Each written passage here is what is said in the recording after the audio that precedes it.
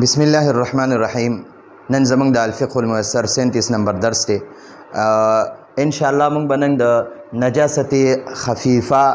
د نه مخکې درس چې مونږ کوم ویلو د هغې حکم به وایو چیرې د نجاست خفیفه کمې طریقې سره یعنې دا معاف ته نه ده معاف، نو د هغې دا حکم به وایو د نجاست خفیفه حکم به وایو. حکم النجاست الخفیفة، حکم ته وایي او نجاست ناپاکۍ ته وایي. خفیفه سپکه ناپاکي، وړه ناپاکي، د وړې ناپاکۍ حکم، د وړې ناپاکۍ حکم.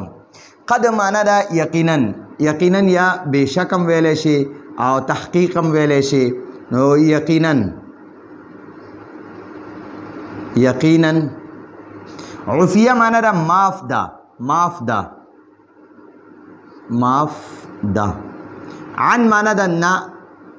اردو کې وایي سے. نجاست ناپاکی ته وایي، ناپاکی. او خفیفه وړه،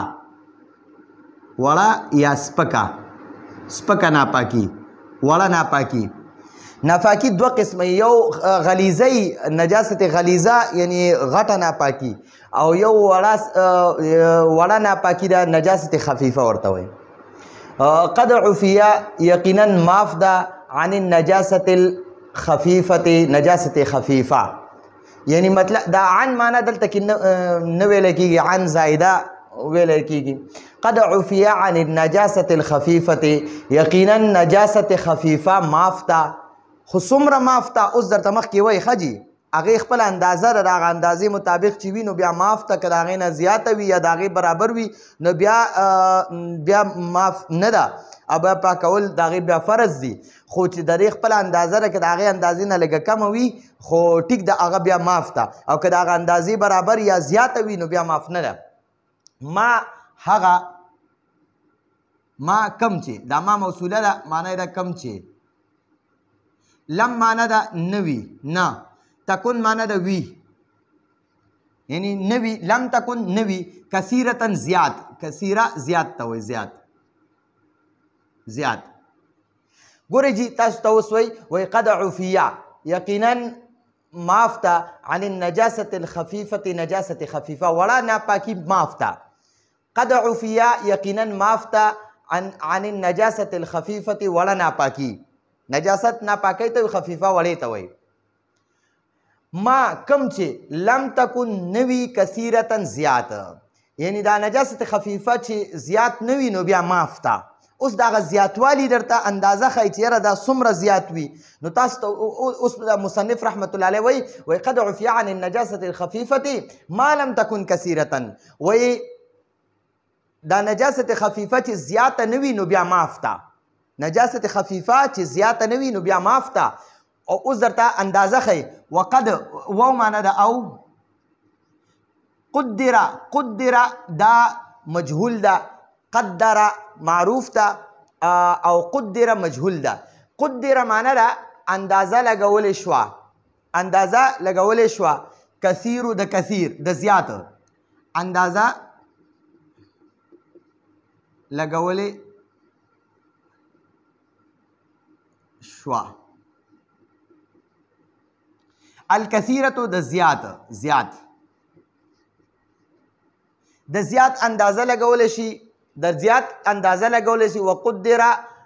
وقدر الکثیر د زیات اندازه لګولی شي. بربع الثوب والبدن،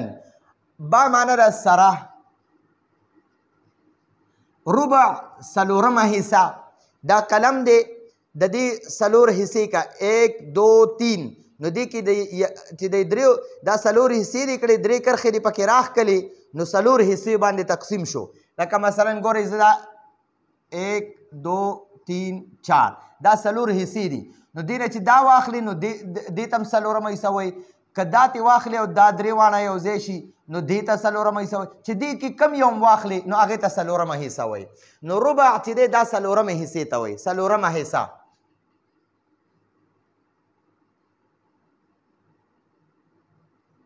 څلورمه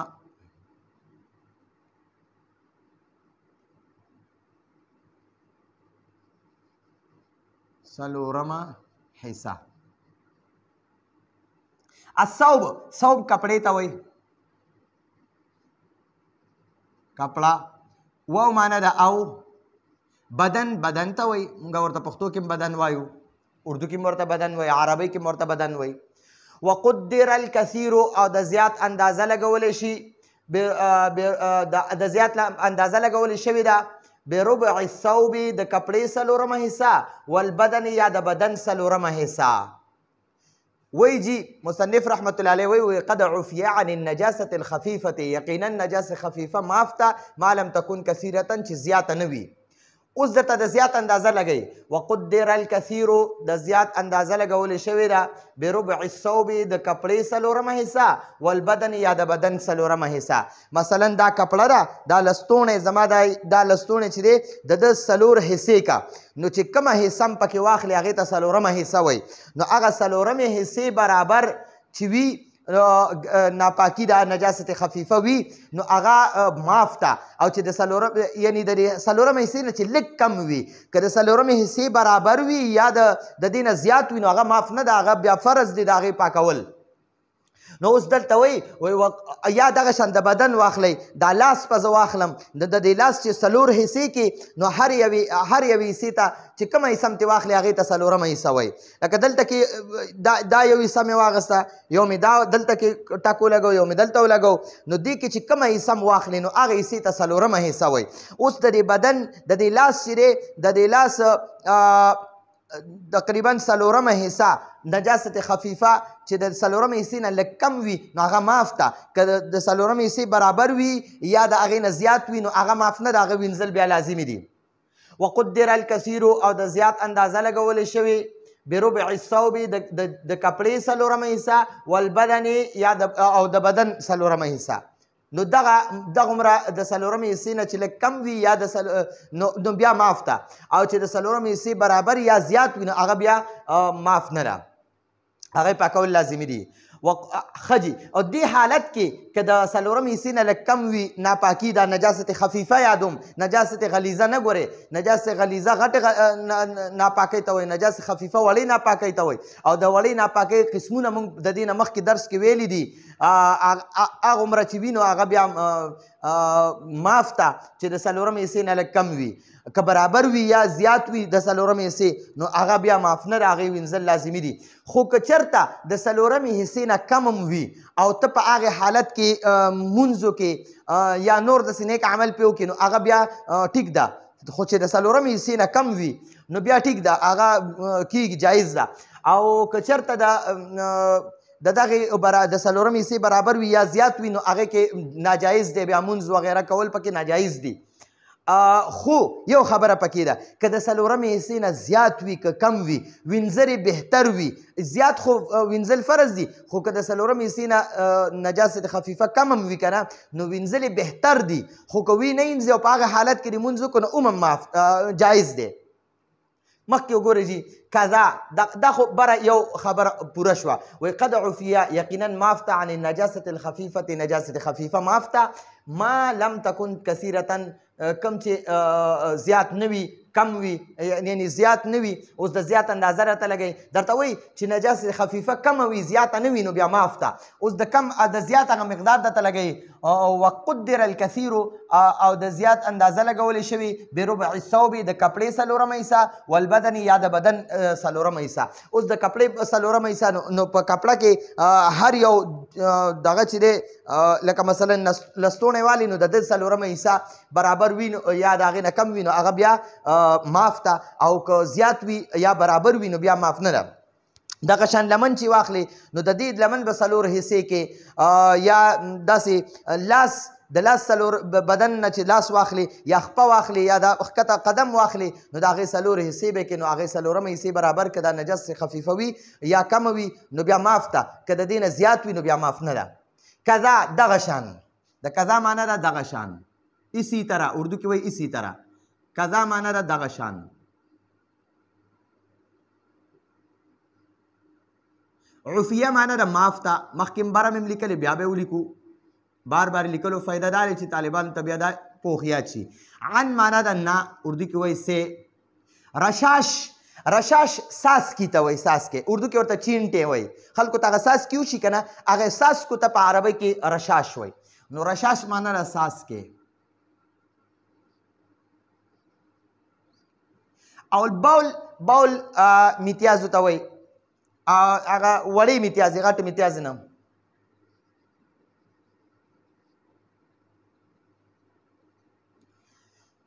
کذا دقه شان عفیه معاف ته عن رشاش البول د میتیازو د څاڅکو نه که میتیازې څاڅکې درته وشي نو هغه معاف دی خو څومره مخکې درته اندازه وایي ګورې داسې نه چې هر یو معاف دي نه اندازه درته وایي اذا معنه ده کله چې کانه معنه ده وي رؤوس دا د رأس جمع ده رأس سر ته وایي رأس سر ته وایي رأسانې دوه سرونه رؤوس ډېرو سرونو ته یادوي رؤوس الابر رؤوس سرونه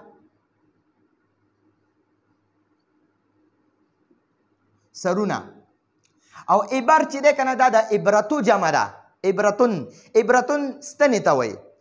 یوې ستنې ته عبرتون وایي او دوو ته عبرتانې وایي او ډېرو ستنو ته عبر وایي عبرو ٹھیک شوه نو دلته کې درته لیکلي رؤوس العبارې نه سرونه رؤوس معنا د سرونه او عبر معنا د ستنې دا د ګنډلو ستن نه دقه یادوي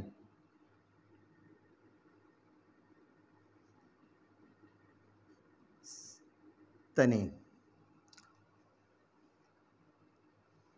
یا به واحد به ولیکو ستنه دا د ګنډلو ستن یادوي رؤوس العبر د ستنې د سرونو مره ګورئ جی اوس واورئ جی کذا دغه شان عفیه معاف ته عن رشاش البول د میتیازو څاڅکې اذا کان کله چې دا څاڅکې وي رؤوس العبر د ستنې د سر عمره څاڅکې درته وشو د میتیازو نو هغه بیا معاف دی ځکه چې هغه د ستنې د سر عمره څاڅکې چې تا ته وشي د میتیازو نو هغه نه معلومیږي نو دې دپاره هغه معاف دی خو که ووینځلی شي بهتره ده که د ستنې د سر عمره یو څاڅکې درته په کپړه باندې دې ولګېدو یا په بدن باندې ولګېدو په هغه حالت کې مونځ کول جایز دي خو که چېرته د ستنې د سر نه زیات وي یا دوه درې وي یا زیات وي څاڅکي وي نو بیا هغه معاف نه دی هغه وینځل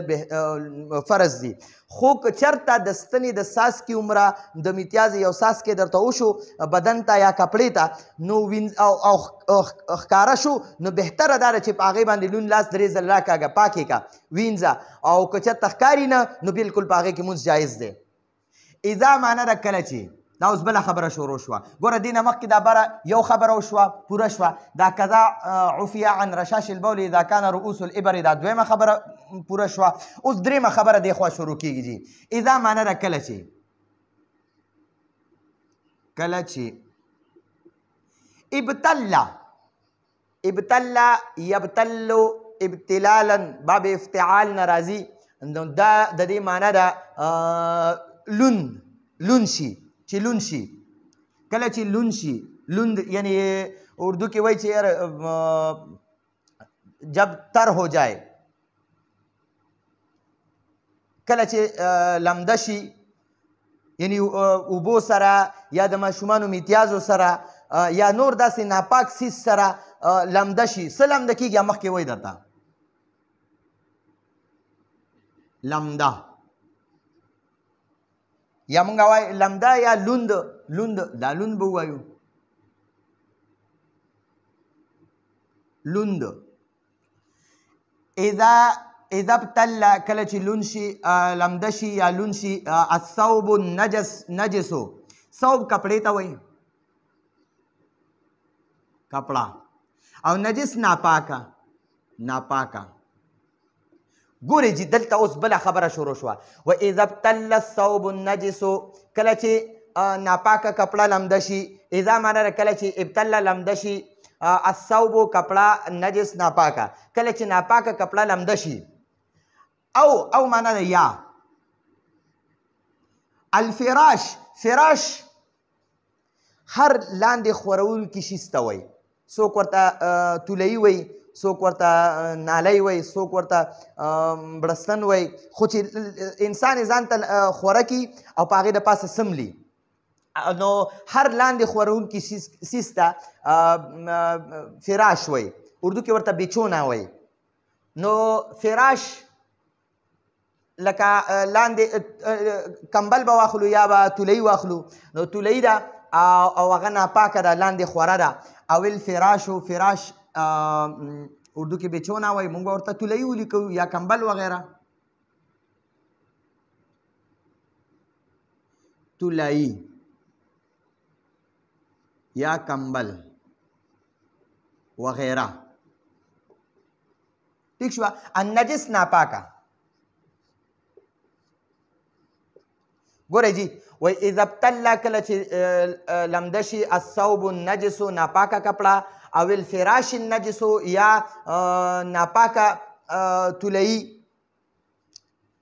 بی معنا ده با جاره معنا ده سره.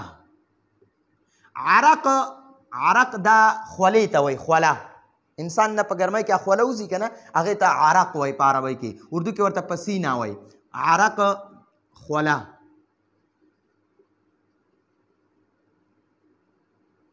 خوله. نایم معنا ده اوده. اوده انسان اوده دی که نه، نو هغه اوده کس ته نایم وایي، سونے والا. اوده. اوس دې ځای پورې یو خبره یاد کړئ، دا مخکې اوس زده کوو جي. اذا ابتل کله چې لمده شي الثوب النجس ناپاکه کپړه او الفراش النجس یا ناپاکه تولۍ بعرق نائم د اوده کس خولې سره، بعرق خولې سره نائمن اوده د اوده کس خولې سره چې کله یو ناپاکه تولۍ چې ده که نه، ماشوم پکې متیازې وغیره کړي دي، هغه ناپاکه ده خو هغه پکې اوچې شوي دي که نه، او یو کس دی نو هغه کله د ده په هغه ناپاکه کپړه کې یا هغه ناپاکه تولۍ کې یو کس اوده شو، یا پکې یو کس اسې ملاس دی ډډه یې پکې والې ده، نو او د ده د بدن نه خوله ووته او هغه ناپاکه چې کومه بستره دته لاندې خوره ده، نو او په هغې سره د ده دا خوله ولګېده، نو دې سره چې دی که نه مخکې راته اوس د دې دغه ښیي حکم ښیي چې څه کېږي. نو دغه خبره درته کوي. و اذا ابتل کله چې لمده شي الثوب النجس ناپاکه کپړه او الفراش النجس یا ناپاکه بستره بعرق نائم د اوده کس خولې سره او بلل قدمن او معنا ده یا. دا خبره پوره نه ده نه، لا شروع ده. یا بلل معنا ده لونواله، نمی نمی لونواله ورته وایي او نمیم ورته وایي، یعنی انسان د خپه او داسې وکړو یا هسې خپې ووینځلې او د هغه د خپو پسې کوم هغه لونوالی دی نو هغې ته بلل وایي. ښه نمی لوندوالی،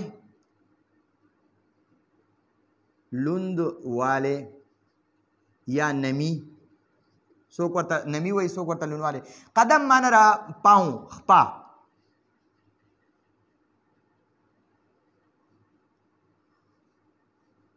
خپه دا ښکته خپه یادوي، دا ښکته قدم چې کوم دغه مونږ ښکته په ځمکه چې کوم لګي د خپې دا ښکته تلی دغې ته قدم وایي. ښه جي اوس وایي اذا ابتل کله چې لمده شي الثوب النجس ناپاکه کپړه او الفراش النجس یا ناپاکه بستره بعرق نائم د اوده کس خولې سره او بلل قدم یا د لون قدم سره اذا ظهره کله چې ظهره معنا ظاهر شي، ښکاره شي، ښکاره شي، ښکاره شو ماضي ده، ښکاره شو فعل ماضي دی، ظهره فعل ماضي دی، ښکاره شو. کله چې ښکاره شو اثر معنا ده اثر ته وایي، د ناپاکۍ اثر ښکاره شو.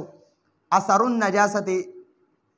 اثر عمدقه اثر ته وایي، علامت ته وایي، نښې ته وایي. النجاست ناپاکه، ناپاکی. فی معنا ده کې او بدن معنا ده بدن، بدن کې د ناپاکۍ اثر ښکاره شو. او معنا ده یا، فی معنا ده کې،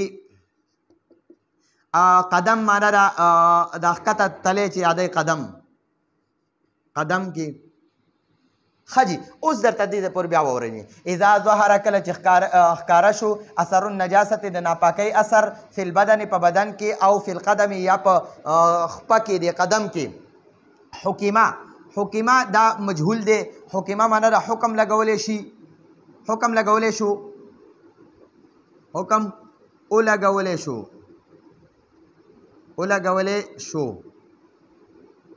ولګولی شو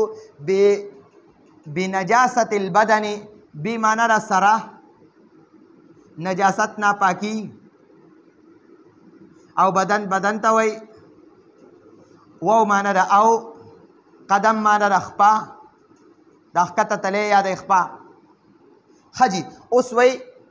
اذا ظهر او کله چې ښکاره شو اثر النجاست د ناپاکۍ اثر فی البدن په بدن کې او فی القدم یا په قدم خپه کې حکیمانو حکم لګولی شو بنجاست البدن د بدن د ناپاکۍ حکم ولګولی شو والقدم او د خپې د قدم د ناپاکۍ حکم ولګولی شو واو معنی ده او په دې خبره م پوهیږم ښه چې دا خبره ډېره اوږده ده اذا ابتلنا شروع ده واو معنی ده او اذا معنی ده کله چې لم معنی ده نوي نه یظهر دا فعل مضارع ده د لم د وجې ده دا مجزوم شوی ده اخري حرف جزم ورکړی دی د لم د وجې نه دا اخري حرف باندې دا جزم راغلی لم یظهر معنی ده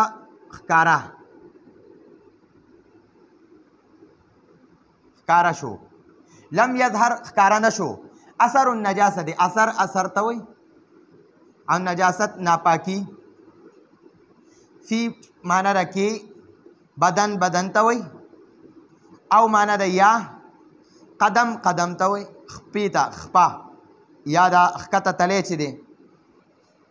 لم معنی ده نه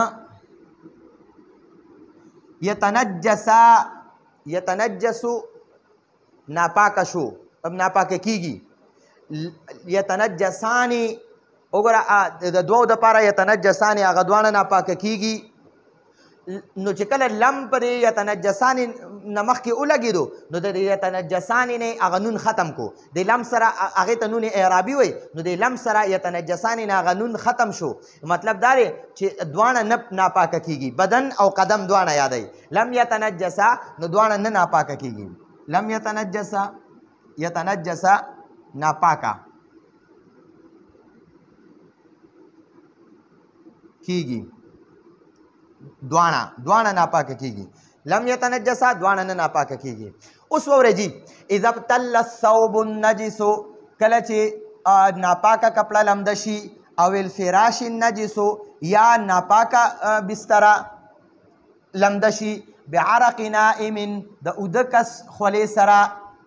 اوس درته وایي جی د اوده کس خولې سره یو کس دی هغه په بستره کې سملاستو که هغه اوده دی او که ویښ دی الحمدلله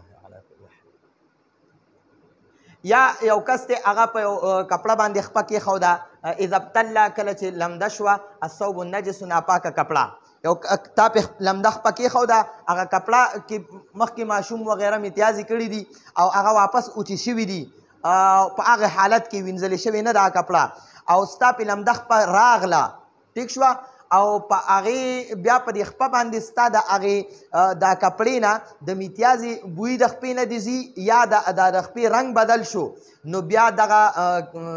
دا ستا خپه ناپاکه ده دا به وینځل لازمي دي دغه خبره درته کوي یا دغه شانتې بستره ده ماشوم پکې میتیازې کړي یا ناپاکه شوې ده پلیته شوې ده او په هغې کې یو کس سملاستو که دا کس اوس اوده دی او که ویښ دی مصنف رحمت الله علیه صرف اوده کس یاد کړی خو دې نه ویښ هم مراد دی په دغه کپړه دغه کې سملاستو په دغه ناپاکه بستره کې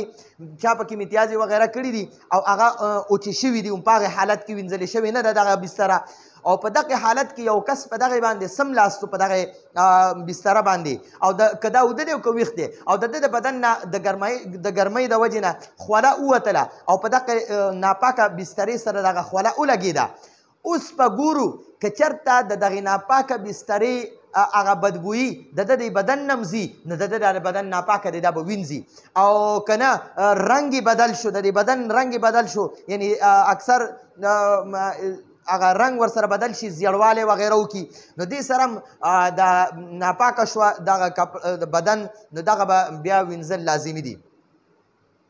دغه خبره راته کوي اذا ابتل کله چې لمده شي الثوب النجس ناپاکه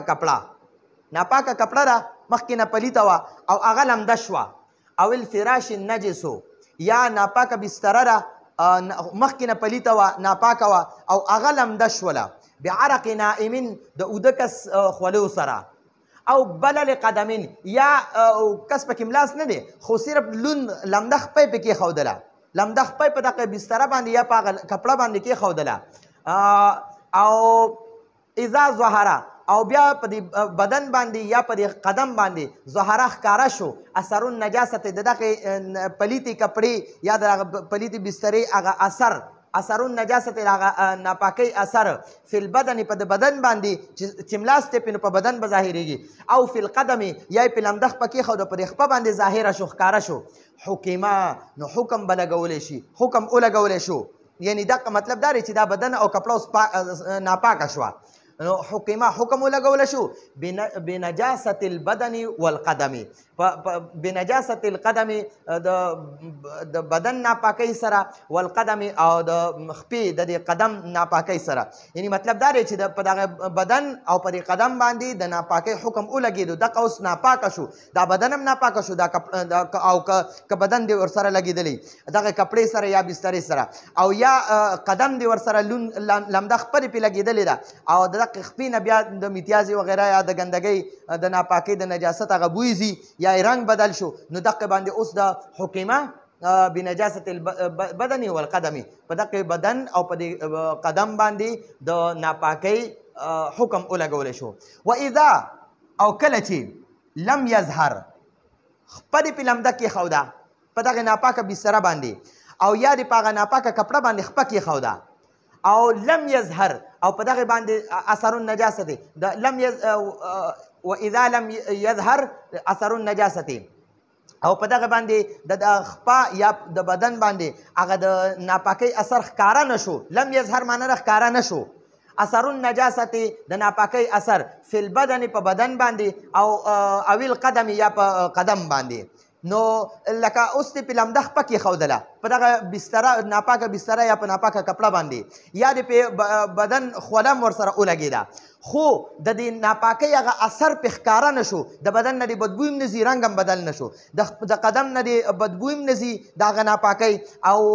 رنګ هم بدل نه شو لم یتنجسا نو دواړه نه ناپاکه کېږي یتنجسا چې دی که نه د دې معنی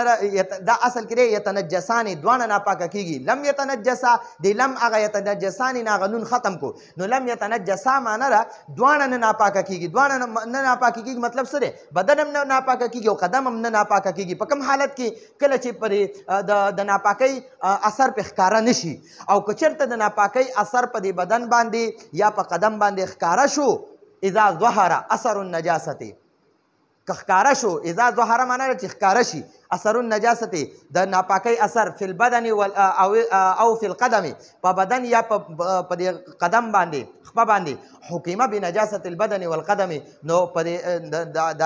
بدن او دغه چې دی دا قدم د دې باندې د ناپاکۍ حکم ولګولی شو دا ناپاکه شو دا به اوس وینځل لازمي دي فرض دي و اذا لم یظهر او که چېرته دې باندې د ناپاکۍ دا اثر ښکاره نه شو اثر النجاست د ناپاکۍ په څه باندې فی البدن او القدم په بدن او په قدم باندې د ناپاکۍ اثر ښکاره نه شو لم یتنجسا نو بیا دواړه نه ناپاکه کېږي که هغه ناپاکي پې ښکاره شوه په بدن یا په قدم باندې نو بیا به دغه چې دی دا بدن او قدم د باندې د ناپاکۍ یعنې دا ناپاکه شو د ناپاکۍ حکم پې ولګېدلی شو مطلب دا دی چې دا ناپاکه شو او که چېرته دا په دې بدن او په قدم باندې د دغه د ناپاکه بسترې یا د ناپاکه کپړې هغه اثر ښکاره نه شو نو بیا دواړه نه ناپاکه کېږي که د ناپاکۍ اثر ښکاره شو په بدن کپړه باندې نو بیا به دا دواړه ناپاکه دي او که د ناپاکۍ اثر پې ښکاره نه شو علامت پې ښکاره نه شو نښه ښکاره نه شوه د ناپاکۍ نو بیا دواړه نه ناپاکه کېږي نه قدم ناپاکه کېږي او نه بدن ناپاکه کېږي نو دا زموږ د نن ورځې درس یو ځل به بیا ووایو وایي قد عفي عن النجاسة الخفيفة نجاسة خفیفه و یقینا دا پاکه معاف ده ما لم تکن کثیرة خو مطلب دا دی کوم چې وایي زیات نه وي دا نجاست خفیفه زیاته نه وي نو بیا دا معاف ده. وقدر الکثیر مطلب دا دی د زیات اندازه لګولې شوه بربع الثوب والبدن د بدن او د کپړې د بدن یا د کپړې د ربع څلورم حصې ته وایي څلورم حصې برابر. کذا دغه شان عفیه معاف ته عن رشاش البول د میتیازو ساس کې خو څومره مخکې واوره دې ځای پورې ګورئ اذا کانه چې وي دا د میتیازو ساس کې وي رؤوس العبارې د ستنو د سر عمره د ستنو دا سرونه نه دي که د دې عمره یو ساس کې د په بدن یا په کپړه ولګېدو نو بیا دغه نجس خفیفه معاف ته. اذا ابتل کله چې لمده شوه الثوب النجس ناپاکه کپړه او الفراش النجس یا ناپاکه بستره بعرق نائم د اوده کس خولو سره. نو د اوده کس خولو سره دلته مصنف رحمت الله علیه نایم لیکلی دی خو دې سره اوده او ویښ دواړه شمار دي ښه که اوده کس پې ډډه وواله او د ده د بدن نه خوله ووتله او دغه ناپاکه بستره یا کپړه هغې سره ولګېده نو او که ویښ کس وي که دواړه کسان وي او بلل قدم یا د قدم لوندوالی او بلل قدم او معنی ده یا بلل قدم د قدم لوندوالی اذا ظهر اثر النجاسه اذا ظهر کله چې ظاهر شو ښکاره شو اثر النجاسه د ناپاکۍ اثر فی البدن او فی القدم په بدن یا په قدم کې په خپه کې حکمانو حکم ولګولی شو یعنی مطلب دا دی چې دا ناپاکه سو بنجاسة البدن والقدم د بدن او د قدم د ناپاکۍ سره. و اذا لم يظهر او که دا ناپاکي ښکاره نه شوه د دې اثر النجاسه د ناپاکۍ اثر ښکاره نه شو په څه کې فی البدن او القدم په بدن یا په قدم کې لم یتنجسا نو بیا دواړه نه ناپاکه کېږي. نو دا زموږ د نن ورځې درس و راتلونکي درس پورې اجازت غواړو. هذا هو المرام والله اعلم بحقیقة الکلام.